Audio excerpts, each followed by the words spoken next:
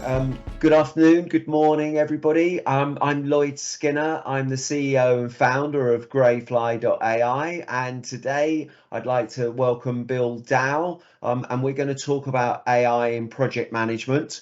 Very quickly, before I ask Bill to introduce himself, Greyfly has created an intelligent project prediction tool that uses AI to provide executives with delivery intelligence to increase project success. So I'm going to ask Bill a few questions, but Bill, do you want to introduce yourself? Yeah, thank you. And thank you so much for allowing me to present and come today and talk to you. This is a really exciting topic. So Bill Dow, so 30 plus years of hands-on experience. I've written 6 books, 4 published, 2 that are ebooks. So I'm starting to go down the ebook path because people just want things fast and consume it. And so 2 PMO books, 2 project communications books. Been a speaker, a presenter around the world, industry recognized in both PMO and project management. And so really excited about that, and really nice to be acknowledged year after year as well. So really excited to be here and to dive into AI and project management. Brilliant, brilliant. So if there's something that Bill doesn't know about PMOs and projects, then it's not worth knowing. Yeah. and I've got to tell you, people, Bill and I had a preliminary conversation, and it was fantastic. So hopefully we will get some great answers that will be thought provoking for you as well. Yeah. So no pressure, Bill. Anyway. No, that's good. So first question is use cases for AI in project management. What's your view in terms of use cases? Yeah, I'm gonna say, and I've watched a lot of the interviews, and I've done a lot of research. I'm gonna say very limited at best. Okay. Wow. And the reason I think about it is because when we think about AI and we jump down the AI path, right? I think what we're losing is the art and science of project management. And we had talked about that briefly in our earlier call, right? Yeah. Is relationships, communications, influence without authority, right? When we lose that art side, and when we look at AI and crunching data and all the goodness that AI can bring, I don't want people to forget about that relationship and that art side. And so we're always talking, we've talked about it for years, as AI and project management, or art and science of project management is a critical success factor, right? And so we really can't forget that. If we are going to try to stumble into some use cases, right, I would say predictive analytics is clearly an area where we have to look at that the data around how do we possibly look at some of the data in the issue logs and the risk logs and that type of thing. So that's where I would go to be honest. That's where I would go to start, if that makes sense. Yeah, of course it does. And I'll just come back at you straight away, Bill, because I'm going to. When you talk about the art and science, I mean, Yeah. For me, AI really fits into that science piece, and hopefully, we'll talk a bit more about predictive analytics in a second, Yeah. but hopefully it can improve the quality of project output. But I, for one, totally agree with you on the art side. Project success, for me is a human endeavor, and that means things like decision making, management of change, influencing of stakeholders is as important as anything that AI could bring. Does that make sense? It does, 100%, right? And when we talk about science, right, let's kind of go through an example, because I think it's really important. So when we talk about the science, we talk about crunching the data. Let me just run a scenario, right? We say something like, "Hey Siri," I'll just use Siri because we're all Apple fans, right? What are the high risks on the XYZ project, right? What are the high risks, right? So that is science, right? And what we expect is them to come back, the data to come back and say, this risk, and this risk. Okay, so the question would be, could we say, "Hey Siri, what are the top risks on XYZ project?" Is AI going to know the difference between the high risk and the top risk? That's the first thing, right? Is AI going to know that I haven't updated my risk log yet? Is AI going to know that I and my PMO set a Monday at end of day status for all project managers to update their risks and their issues? I'm asking this question on a Thursday, or a Friday, right? So this is where I'm worried about. So when we talk about use cases, we talk about predictive analytics, there's so many processes that have to be set up in the background to get this right. Because imagine if my CIO or my director or my customers asking those same questions and the data is 5 days old or 4 days old or whatever the case may be, right? So I love where this is going, but I think we have to be realistic. We're still in the very early stages of the process here. Yeah, we're definitely, this is nascent technology. It was, listening to you speak there, Bill, I was thinking about, the examples you were giving. I was thinking, well, they're rule-based examples, and if we can write the rules, therefore we should be able to apply those rules and learn from it. I think the other point that you make, though, is about being early days, and for me that means that we can't be over reliant on the detail of technology. And I think this might come through as we talk more about which bits can you rely on, and what type of decisions can you rely on. So again, I definitely concur with that, Bill. So you talked about predictive analytics and you talked about issues and risks. I mean, let's wave a magic wand and some of those barriers that you're highlighting there are adequately cleared off. What could the benefits be then if we've got this right? Yeah, I mean, I was looking at and again, I'm always kind of researching. I was looking at a report, right?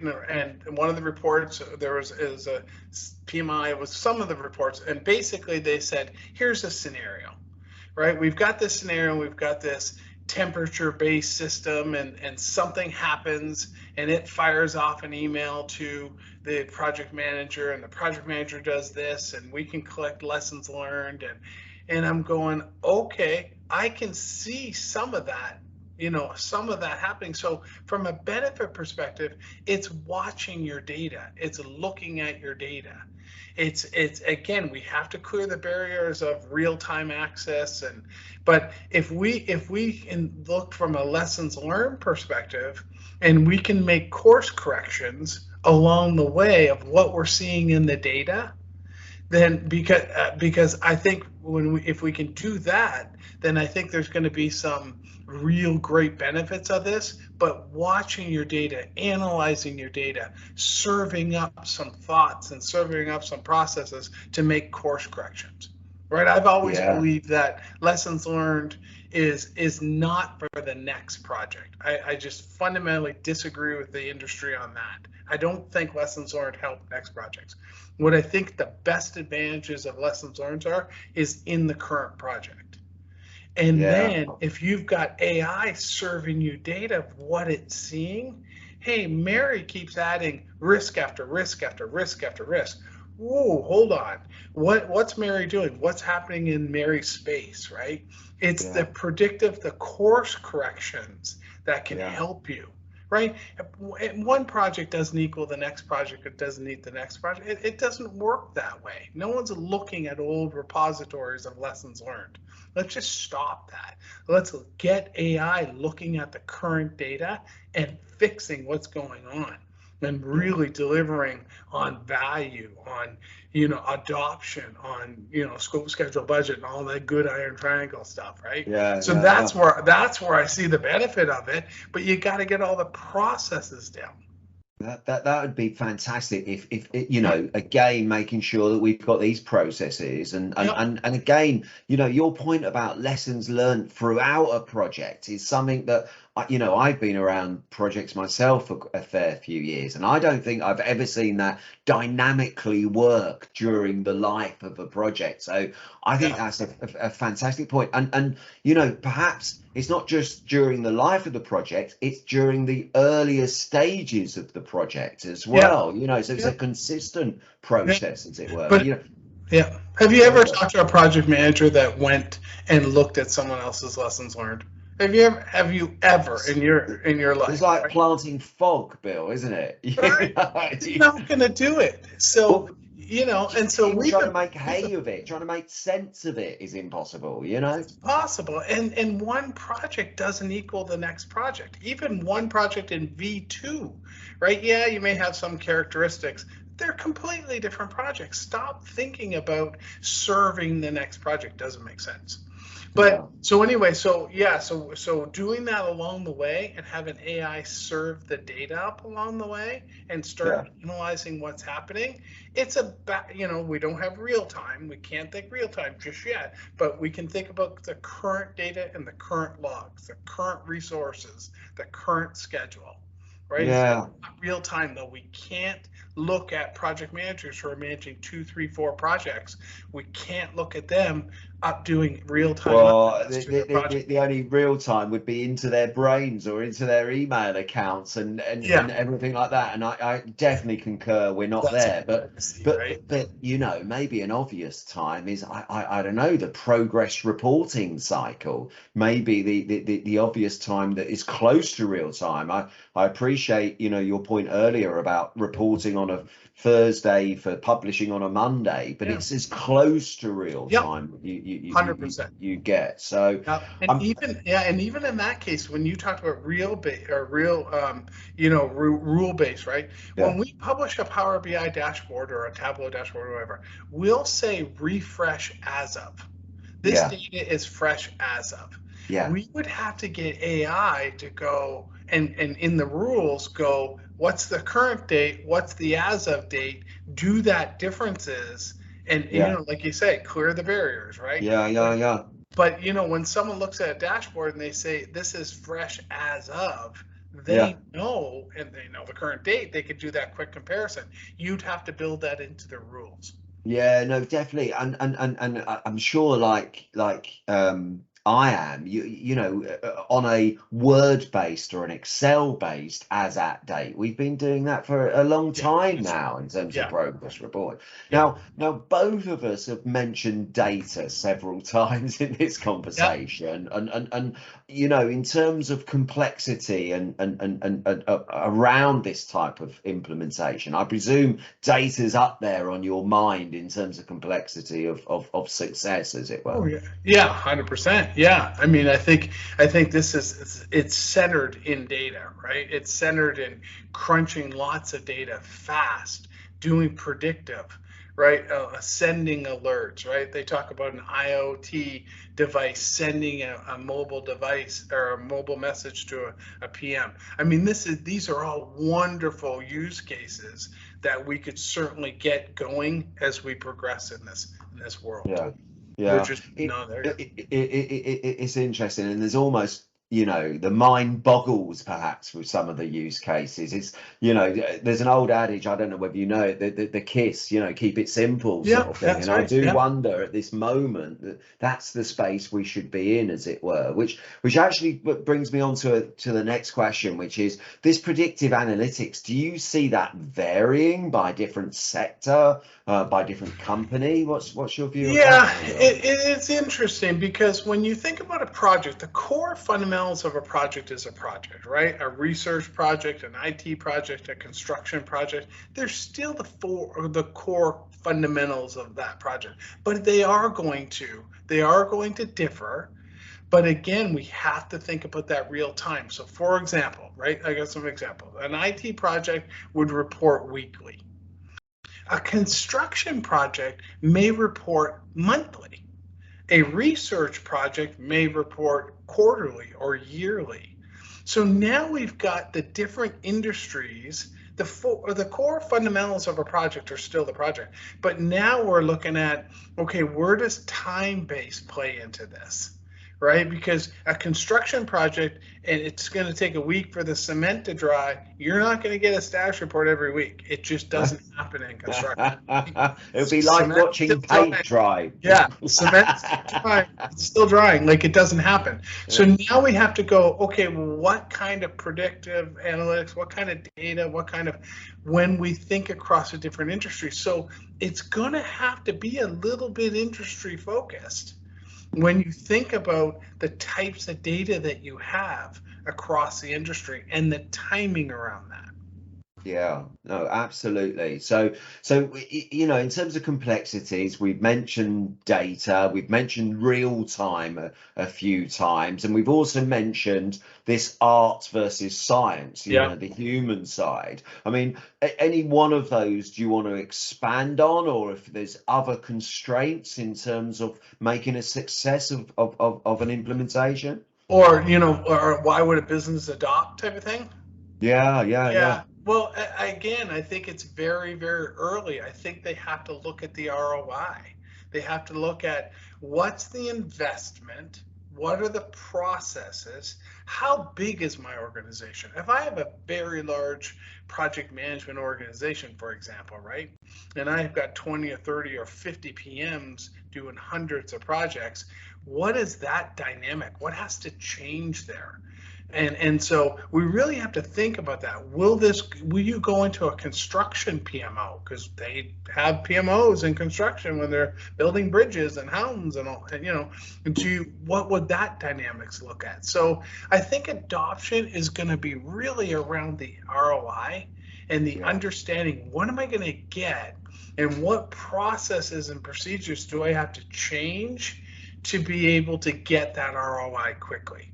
I'm a big fan of crawl, walk, run, right? And so when we talked earlier about Cortana and some of the Power BI. If we can ask some of those questions, what are the top risks? Give me all the projects that are in red. Give me this. If we can show very quickly some data and some processes and some analysis of our data quickly in that crawling stage, then I can slowly start seeing more adoption.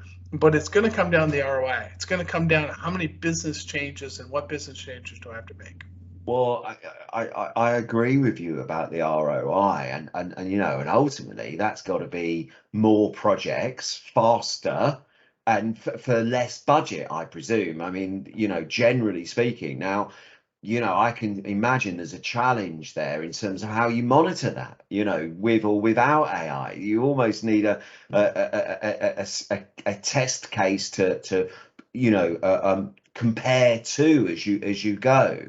Sorry, that was my take of ROI, is more for less, basically. Yeah, and when we think about more projects, we have to step back and go, more is not necessarily better sometimes, right? Because we have to look at what's the impact of the business, what's the value to the business, and also what is the adoption and how much change can the business take. Yeah. So if we've got hundreds of projects going on and they're affecting multiple components of multiple businesses, finance, IT, HR, all that type of thing, maybe that's sustainable. But a lot of times ROI doesn't equal more, because we have to step back and look at that reflection on the business. Yeah, apologies. I should have said more. Well, I should have said more successful projects. But even success, what does that? I immediately jump to success being money and time. But you're absolutely right. It's really success is people, culture, change, and that in a way goes back to your point about art as well. In terms of how do you replicate that type of stuff. I think we've got our hands full replicating the science side. But one day, I think we will look into replicating the art side as well. I would guess anyway. But when you see things like firing off pagers or messages via pagers, and you see all the possibilities on those IoT devices, and hey, a project's just flipped to red, and you get a message or a tweak. Like, all that is really great predictive. I look at that as leading indicators, right? Yeah. They're all leading indicators. Hey, Joe just flipped his project to red. Yeah. Okay, doesn't mean the end of the world. He just flipped it to red. Let's understand what that means. If I've Yeah. got 100 projects going on or 150 projects going on, and I've got 30 project managers, say, all flipping things to reds and yellows and greens, and I can get alerts on that. First of all, I don't necessarily want to text on all that, but if I can get some sort of alerts, right? It's very leading. It's a very great way, and it's something that we're leading into some really goodness, right? Yeah. But again, what are the processes behind that? If a project manager flips a project to red, and he or she does that on a regular basis anyway, and there's no extra weight to what they have to do, but I and my management team get alerts or emails or something, man, you can't beat that. That is fabulous, right? Yeah. Yeah. Just as leading indicators. So almost it's back to more rules, isn't it? It's almost, a prioritization of these indicators, and Yeah. sometimes it at this stage it's not necessarily resolving that indicator. It's alarm bell, go and have a look, Right. drop in and have a Right. review, and I would have thought, Bill, it's all relative as well, because a project manager who's running a $10 project that is $1 over versus a project manager that's running a £100 million project that's 10 million over, Yeah. you obviously would direct your efforts on the larger Right. project. So yeah, I love that idea of leading indicators, and that AI is not the answer. It's the prompt. It's the It's the facilitator prompt in of the these answer. stages. Yeah. Yeah. Yeah, So, and that's the predictive analytics. That's the benefit of all this. But what you could have is you could have flags going off going, "Oh yeah, I hit that red by accident." yeah. Or I didn't really need a red, or I thought it was red. I was going to just put in red because of X, right? This is where this time-based thing gets into play, right? This is where if it's end of day Friday, then Monday you want AI to do all the analysis because you think the latest thing's up to date, except when people are off on vacation or they didn't do their updates on Friday, or right. So there's always going to be this human side of it. There's always going Yeah. to be this component. Even an IoT device sending something off, it's got to be a leading indicator. It Yeah. can't be you got to do something now.